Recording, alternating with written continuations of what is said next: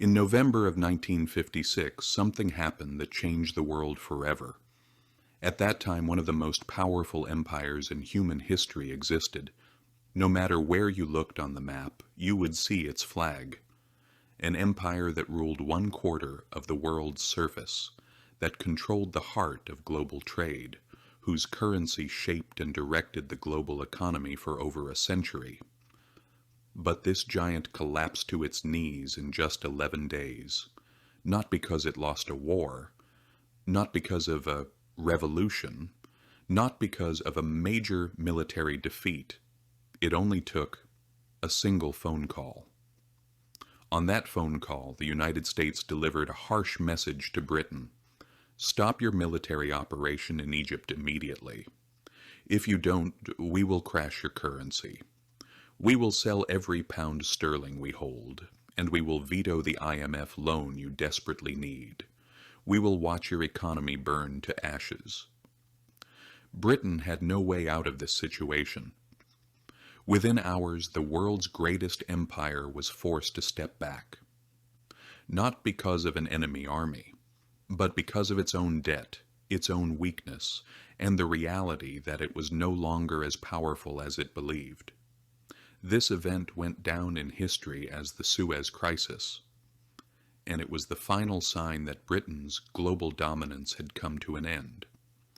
But you won't see much of this in school textbooks, because Britain didn't fall in one night.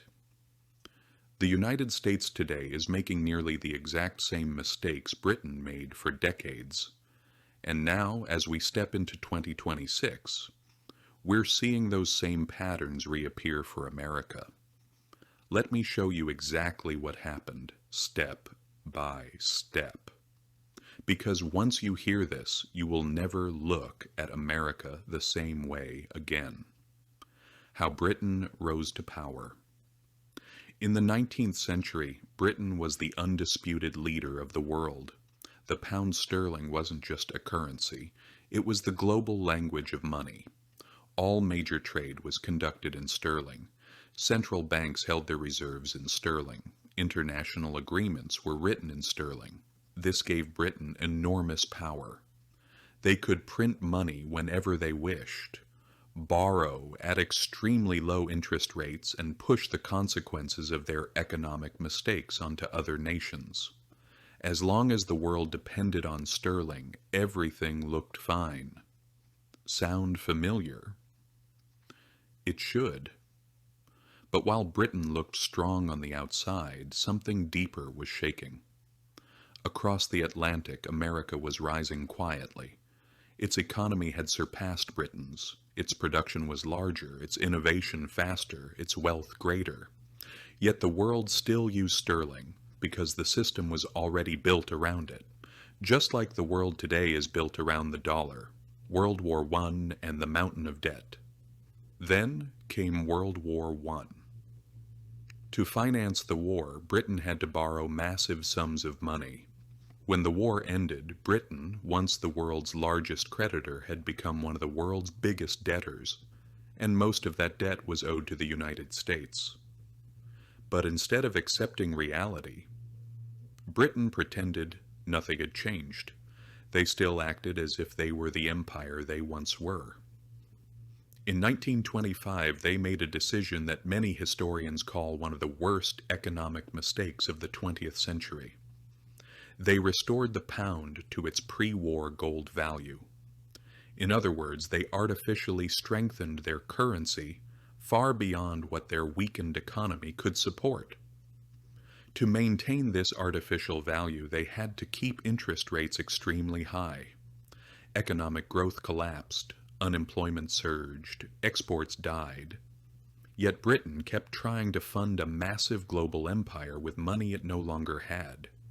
Sounds familiar, doesn't it? The 1930s.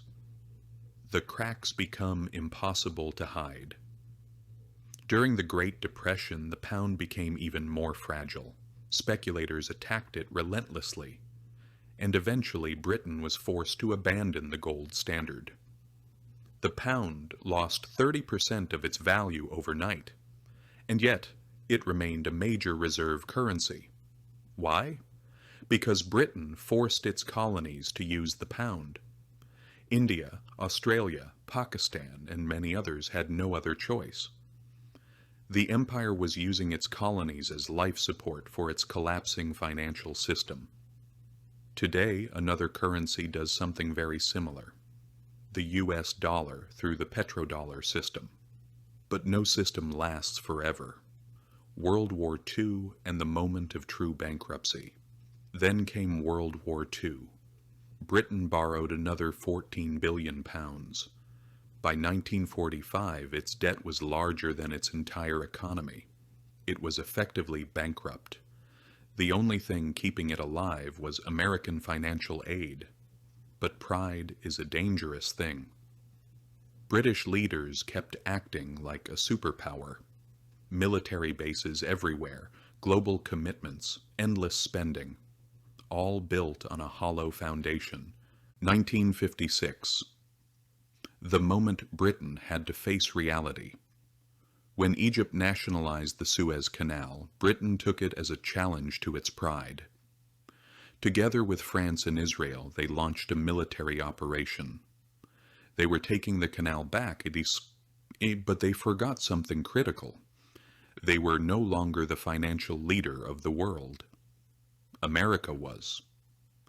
President Eisenhower saw this as an act of old-style colonialism and wanted to teach Britain a lesson.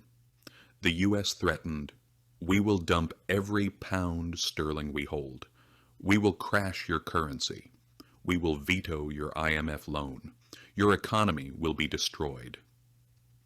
Britain's reserves were evaporating, losing over 100 million per week.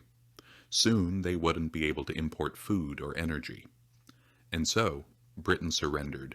The Suez Crisis lasted only 11 days, but it announced the end of an empire.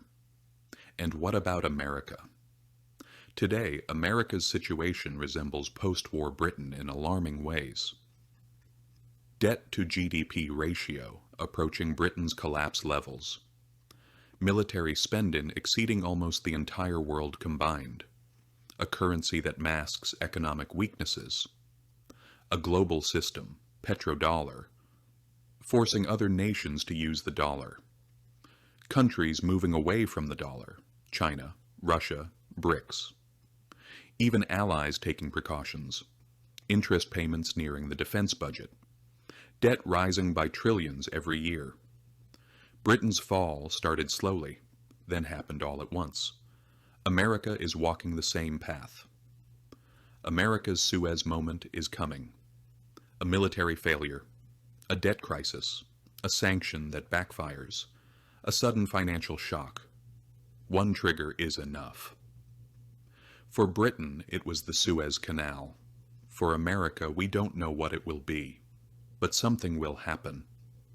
We're America. Nothing can happen to us. That sentence has been the last sentence of every empire in history. Conclusion. We either wake up, or 1956 becomes our 2026. Today, almost no one wants to hear the warnings. Debt, interest, economic pressure, all growing right in front of our eyes. Britain ignored it.